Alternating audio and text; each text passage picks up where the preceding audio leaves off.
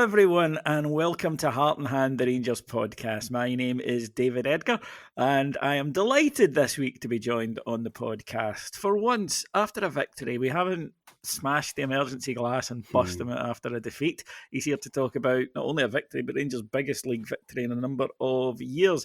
It is podder, all-round good egg, and best-selling Rangers author, don't forget, Martyn Ramsey. How are we doing, Davey? Season debut, but yeah, good to be on, especially not to pick the bones out yet another disaster. So yeah, pleasant weekend had by all. Good. You don't make any plans for next Monday, just in case.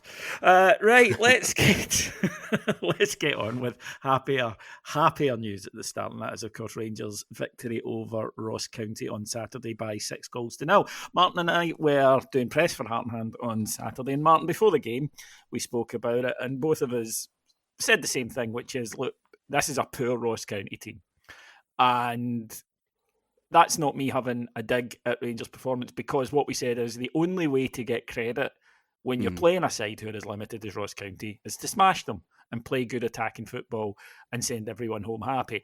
A 1-0 or a 2-0, even one that you're in control of, it doesn't really do that. It doesn't tick the boxes. So I think, even though most people would agree Ross County are a very poor side, Rangers did all they could on Saturday. They did all the things that when you're faced with an opposition like that, that's what you do. You take the game, you keep trying to score goals, you keep pushing for goals right up to the end, and the crowd leaves happy.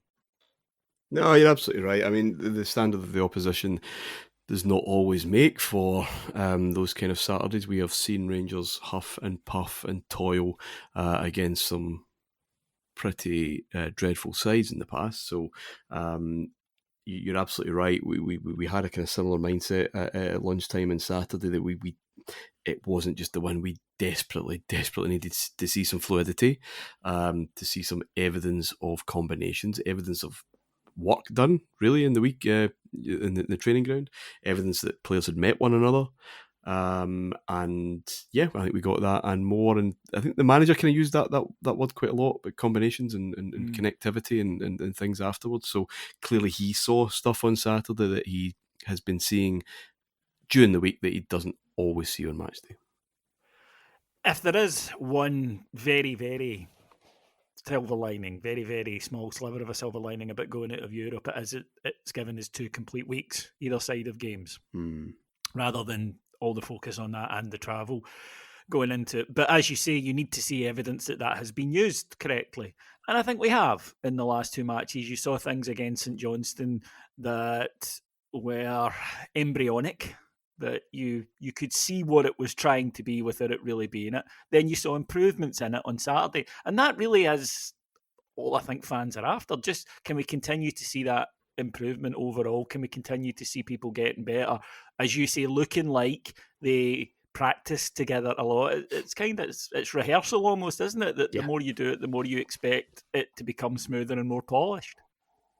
Rehearsal's the word, Davey. I think we've used that a few times, and again, that seems like what the manager kind of had in mind when he spoke immediately after.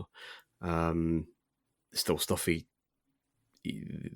haven't done and haven't done well enough, but it is that the St Johnstone game was difficult. I thought it was such a flat hour, but certainly by the end, I would agree with you. You started seeing a rough outline of combinations, and it was, but we saw more clarity on Saturday. And listen, that if we're talking about Saturday in isolation, which we are for, I guess, the first part of this podcast, that is all you can ask for.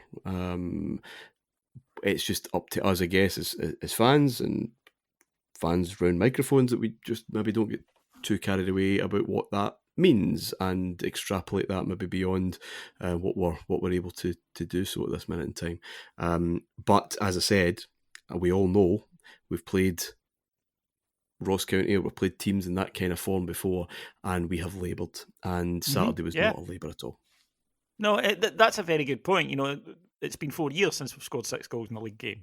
So the idea that, they're a poor side, therefore it doesn't count, I don't buy, because Rangers don't do this regularly enough, I think, for all our enjoyment. And it was good to see. And it was also good to see them, I thought, enjoying their football it must be more fun to play like that, when everyone is making things happen and trying to make things happen, than it is to be huffing and puffing and toiling. The team was reasonably close to what most expected. I think the talking point beforehand was Tom Lawrence coming in that number 10 role. Now, the manager, I think, is wedded to the number 10 role, and Lawrence's form coming into that game hadn't been good. But is that the sort of game in which you would maybe think, yes, that's the point of it, where we're going to have a lot of the ball and we need someone on the edge of the opposition box who's capable of unlocking them? I think I said pre-match that I might be in a minority who enjoys Tom Lawrence's football brain. I think he is an intelligent footballer. I think he takes up good positions. I just don't always think his body is matched to that, and he can't always do what maybe he wants to do, what he can see is the potential to do. And quick, tense, crazy games, like perhaps one that's coming up very quickly on the horizon, he's not suited to, I don't think. But Saturday is absolutely the kind of game where you would expect him to be suited. And we had a slight disagreement beforehand or kind of during the game. And listen, if someone is not happy with Tom Lawrence, I can quite understand why, because he's not doing the kind of numbers consistently enough to warrant a complete and utter wholehearted defence. There aren't many Rangers players who are, it should be noted. But the kind of stage it was, the kind of game it was, especially opening up, he has a sense of vision, I think, that we don't really have throughout the team. Would I play him would I start him on Sunday? Absolutely not. But I would be of the school that in those bigger games, that when it gets a lot more stretched late on, I think he's not a bad sub to have, but that Saturday was not it, and we saw in the first goal he could have scored very soon after that. He eventually would do. He makes those runs that I think the manager wants to see in a number 10. I think we need someone that combines that head with better legs, personally.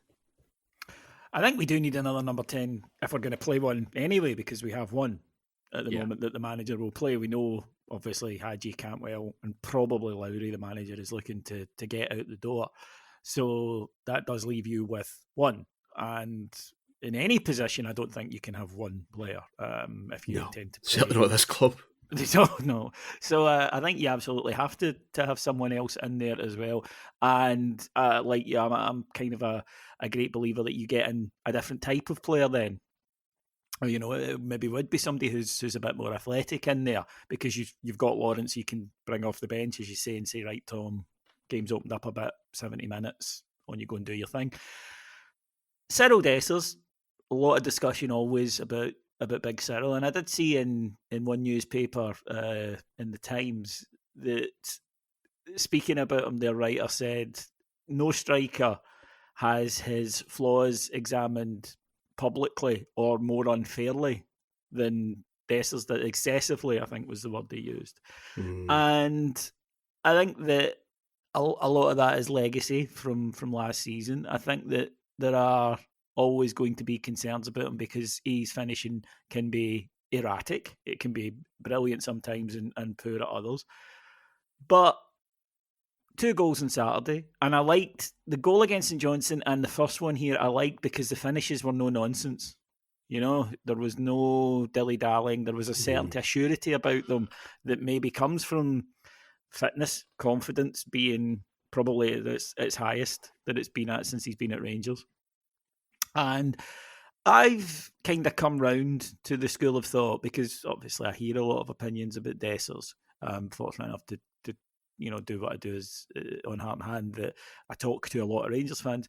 And I think somebody made an excellent point to me where they said, the thing about Dessers is because he's had to play pretty much every minute of every game, then if he's having a bad game, which he does from time to time, of course, as footballers do, especially attackers, they get replaced.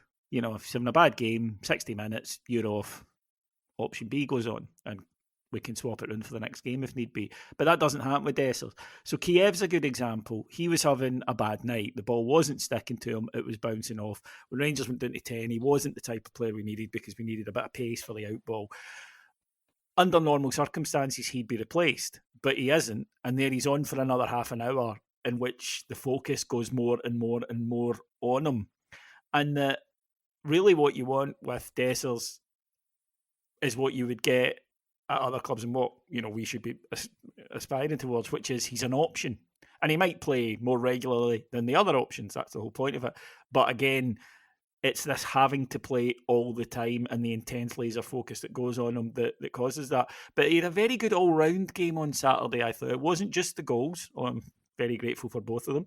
But it was his all-round play, I thought, was all about it. And you mentioned there the Lawrence chance in the first half. The pass from Dessers, the turn and pass in the vision was superb. And I thought, he just looked more confident to me. He did. I mean, there's a lot to unpack there. I think I've said before, last season's numbers are not bad. I think I'm right in saying I might be wrong. Our audience will be quick to pick me up, I'm sure. But I think he scored more league goals in a season than Morelos ever did. Yeah, I think that's true. I think his numbers are fine, and he would be a fine player in a previously brilliant Rangers team, a kind of Gordon Jury figure. I just don't think he's the kind of number 9 that you can hang your hat on with great confidence and reliability for some of the reasons you mentioned. Other aspects of his game, big moments sometimes passing by, and that's that's fine. You're absolutely right.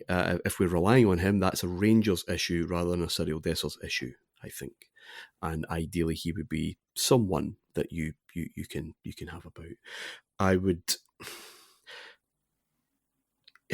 We are very quick to judge strikers at this club.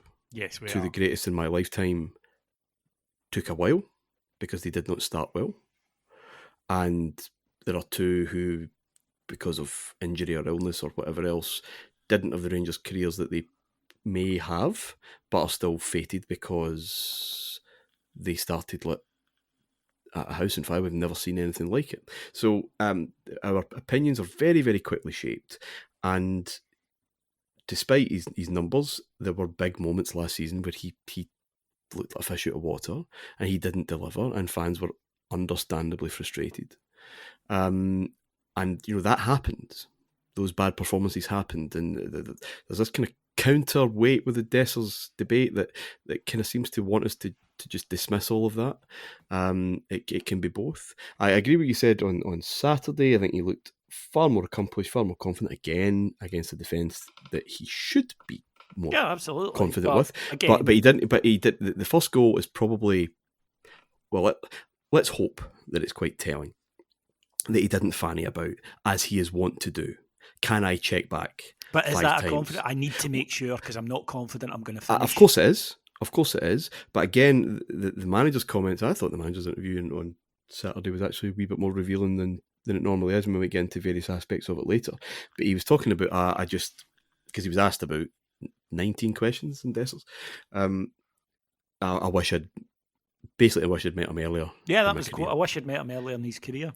So I wonder then if he and his staff are trying and attempting to coach that out of him, that need for a safety net, and just be a bit more decisive, take more risks. And he was happy with what he saw on Saturday. I'm putting two and two together there, perhaps, but I think there might be something. Yeah, I think that's a reasonable assumption because I agree. And he said, the manager afterwards, he says, even though he's 29, he can still evolve, was how he put it. And I think we are seeing that. I think we are seeing an improvement. I think physically he had that injury at the start of last season, and then we basically had to play him, constantly, regardless. So I don't think he was ever fully up to speed. But 5 goals already for the season, and he just looks more menacing. And there was a lovely moment when he was substituted that he got one of those very rare spontaneous ovations from the Rangers support. And Rangers fans don't hand those out. There's nothing pre-planned or anything about it. It's just literally a thanks very much. We enjoyed that today. And when they come up, they're special. And I did think that was a really nice moment for him. The other player who shone at the weekend was, of course, Rabbi Matondo. Now, there was a real Rabbi Matondo moment in the first half where he set off on a run and he skinned I think 2 Ross County players, just completely did them. But then ran into the box and realised he hadn't quite taken the ball with him and it was just behind him. And then he had to kind of gather his thoughts. And in that moment, the chance was lost. And that kind of summed up his Rangers career to this point. But he then really did move on from that quite quickly and became a menace. And I really liked his first goal, the second goal, because that's not an easy finish.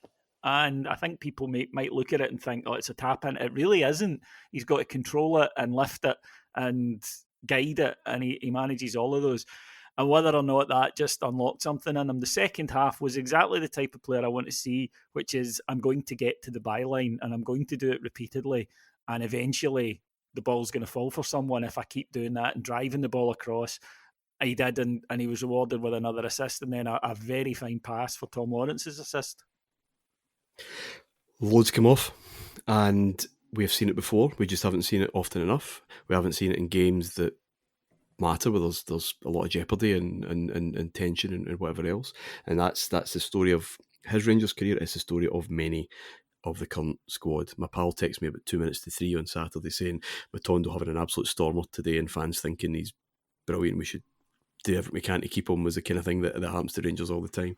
And lo and behold, that's the kind of afternoon he had. Again, in isolation on the day, you're thinking, right, there's a real option there on the left-hand side, and you can battle it out with Cortez just depending on who's fit at whatever week. But we know, like so many of the squad, that there are consistency issues. There's issues in playing with that kind of ferocity, abandon, risk, joy, actually, on Sunday. Yeah, that's true. It's hanging over every conversation. We had a pleasant day on Saturday. Again, I think that's where that round of applause came from more than anything else. David, just like, thank Christ, enjoyed this today in this fucking stadium, and it's just been pleasant. We're not hanging on like we're hanging on against Motherwell. It wasn't as cold and as horrible as it was against St Johnstone. This is just very pleasant.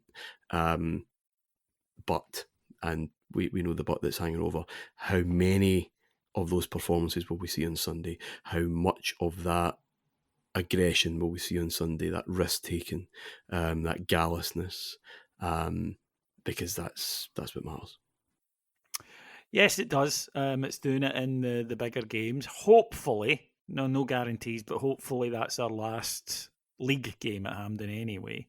And returning to Ibrox, it will be big, Martyn, huge because list, because I don't think that it's been underplayed at all. I certainly don't think we've done it on here.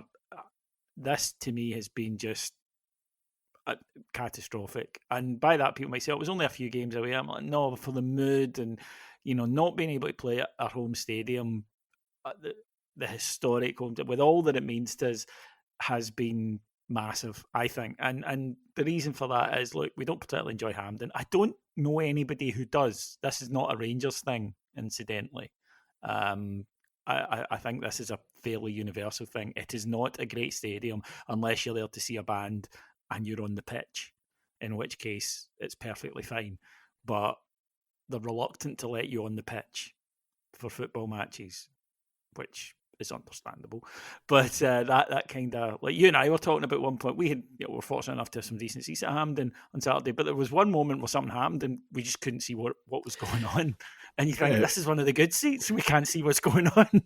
Yeah, it was a ball in, and you wanted someone to basically attack the goalkeeper, and they were nowhere near it, but it looked as if they should be.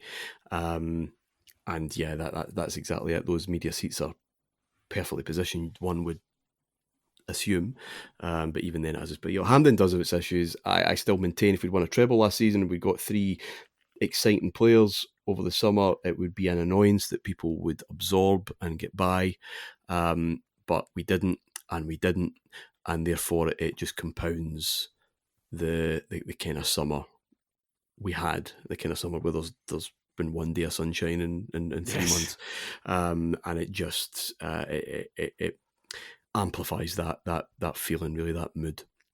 It's not been great, and I think you're right, regardless of the state of play come the end of September, if that's still going to be on track.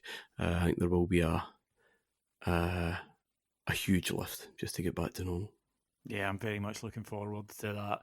Let's then go on to, it's the last week of the transfer window. It slams shut, as we are legally obliged to say, folks, but it's still law, don't blame us, on Friday night. And the manager certainly made some noises on Saturday that suggest a busy week. He said he's hoping to have a busy week, and he expects more incoming, than outgoings, and that he doesn't expect outgoings from the squad that played at the weekend. What was your take on all that, Martyn?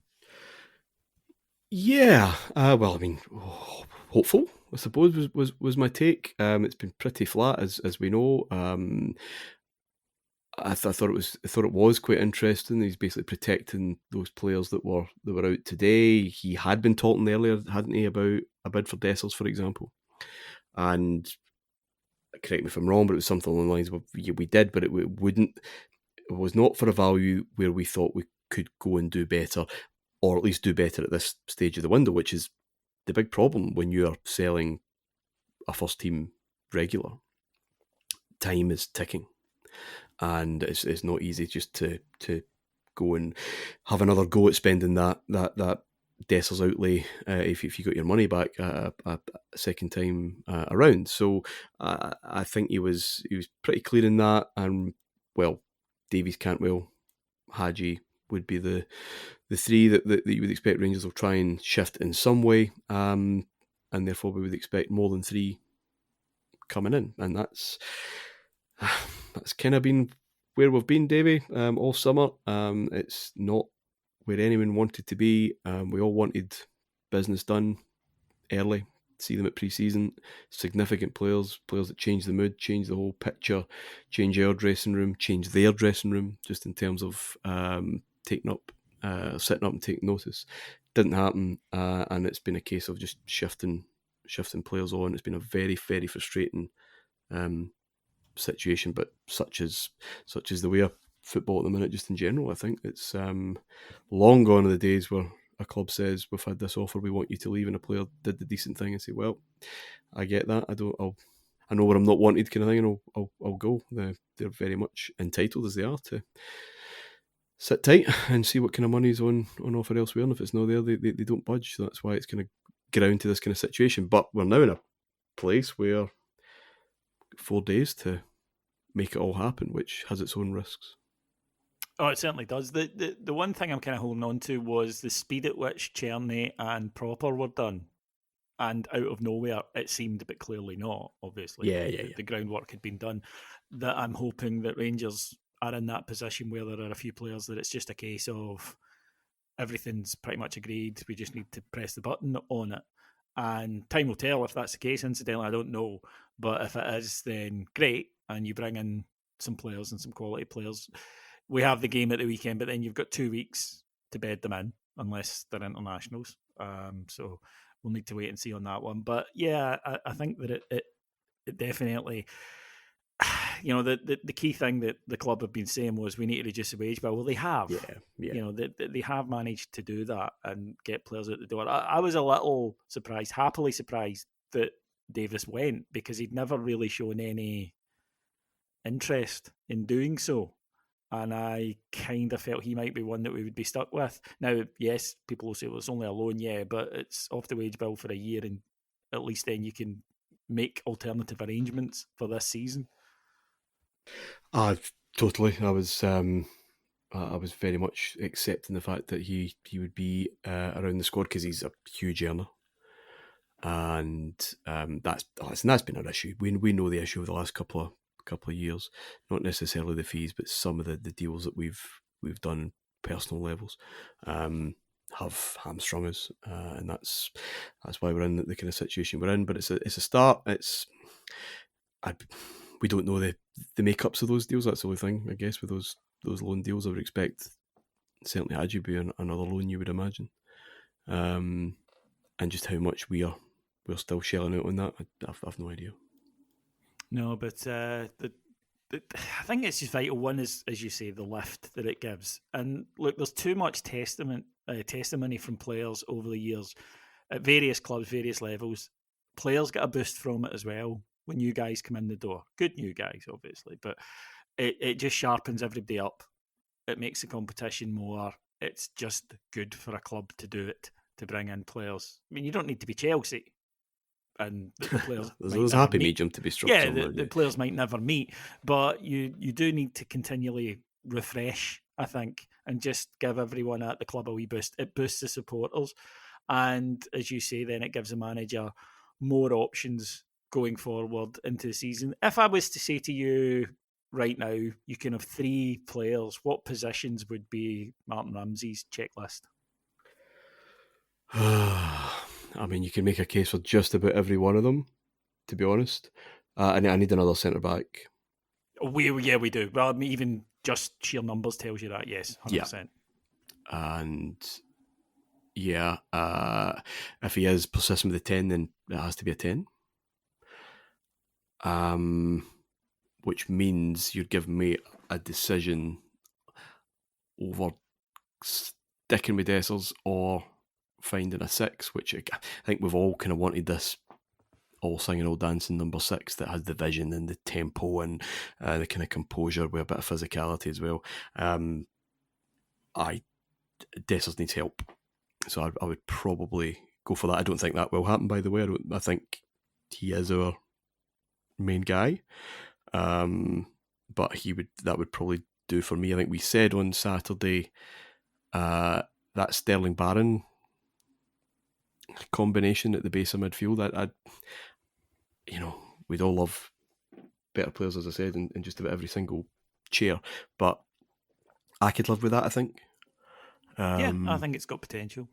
And I think I said in live shows or on Twitter or whatever else, it's the biggest frustration of last season is that he had Sterling there to put inside alongside Lundstram at the base there, given how open we were and run over the top of, and he chose not to use it, and that was obviously incredibly costly. Seems to have changed his position on that, so I can probably live with that, with a lot more support for Dessers and being in the situation that we would be in, as you outlined earlier, whereby he has help and he is not carrying the team. And just talking about just general signings, David, and what they can do for a dressing room, it's evident that Rangers fans or Rangers players have not enjoyed playing for Rangers when it comes to the crunch, because they've been asked to do a job that they're probably not equipped to do because we don't have the talent there.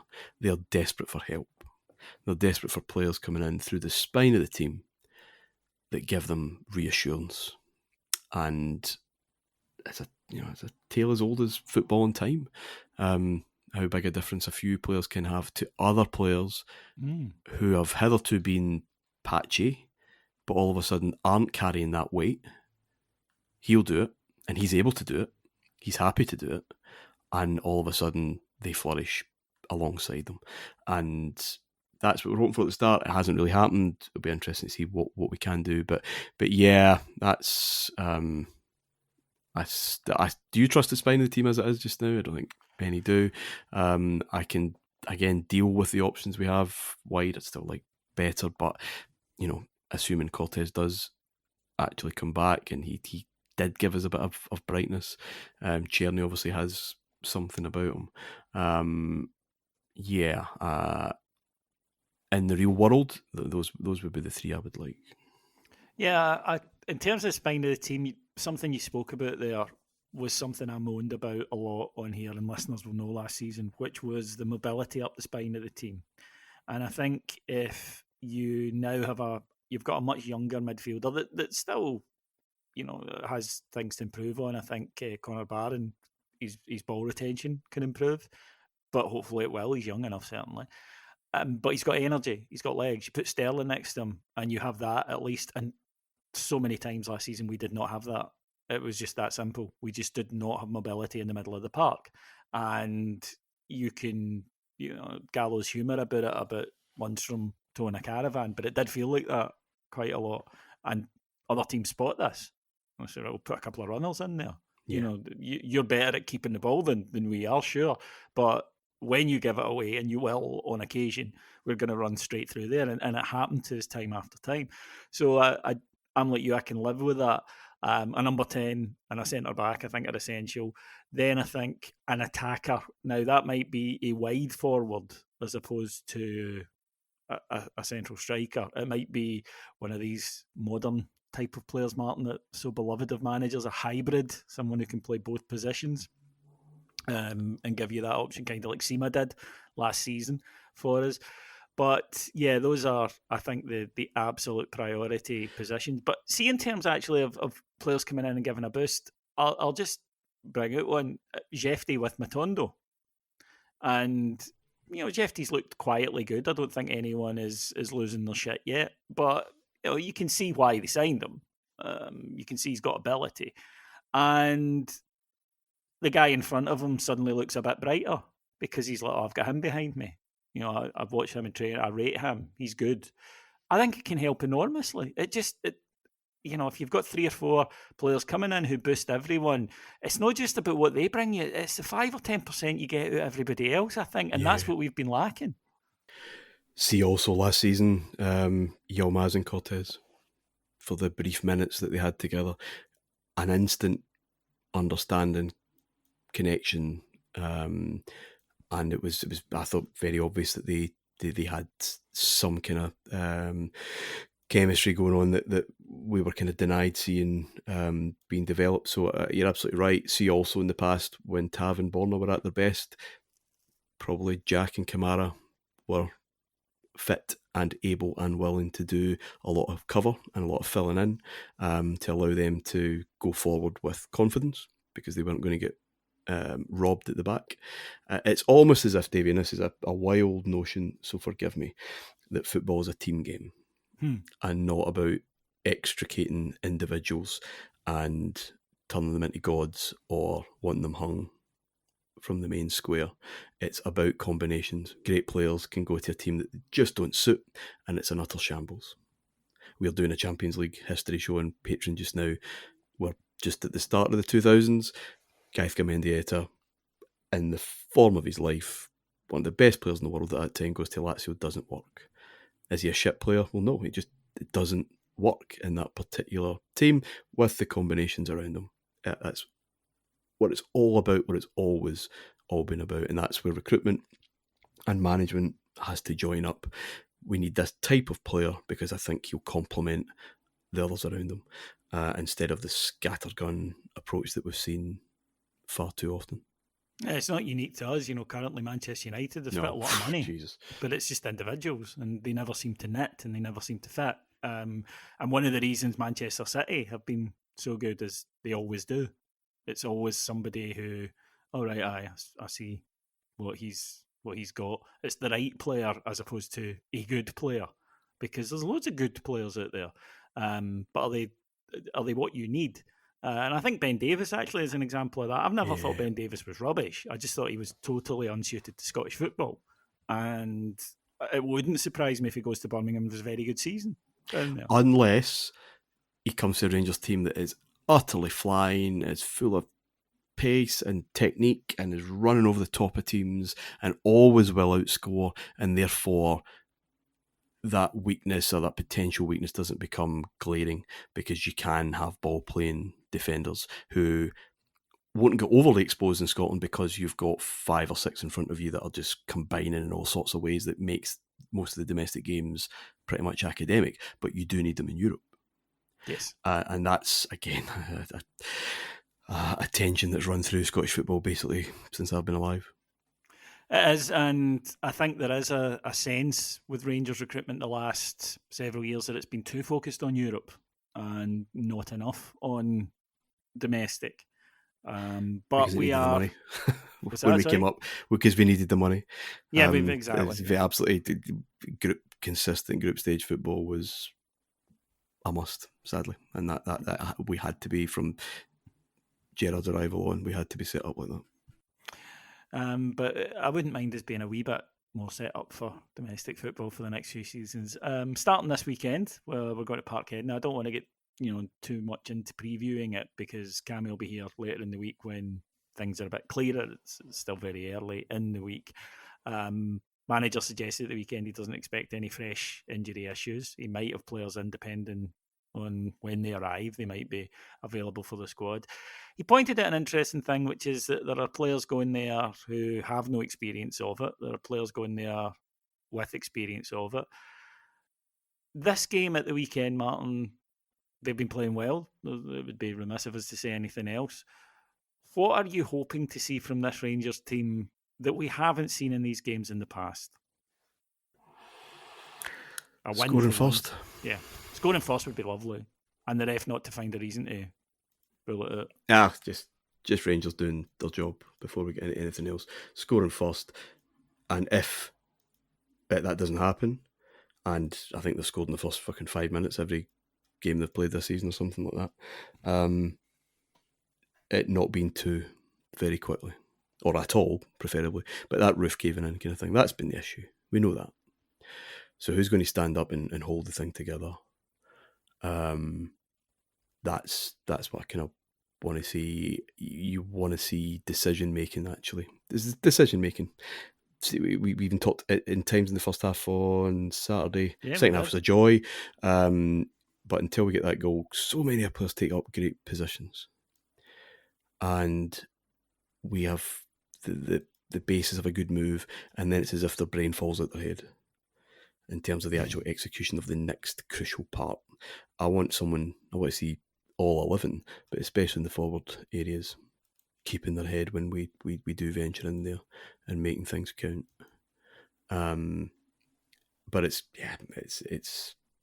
going to be hugely difficult just in terms of form and a record there and their tails up and everything else. Did think the manager was interesting on Saturday debut when he said something. I'm paraphrasing because I can't remember what I did half an hour ago, never mind, a few days. But yeah, it's a big game, it's a massive game, but there's a danger of obsessing too much about it. My job is to look to the future and to look way beyond that, which is normal football theory. It might be normal in Belgium also, but it doesn't really work here. If Sunday goes bad, we know what it's going to be like, and a huge amount of pressure will be heaped back upon his shoulders. But it's also a wee bit different from last season, from my memory. One game at a time, all I'm focusing on is the next game. I don't know how you interpreted that. I kind of suggested that he knows it's possible that Sunday might be bad, but it's also week 4 of the season. And as a manager back in normal world, he has to think way beyond that, which again, it makes theoretical sense perfectly, but I'm just, ask any of us on Sunday afternoon if that happens to be the case, how we'll kind of respond to that. But it felt a wee bit different from his approach last season, which was just this mantra of next game.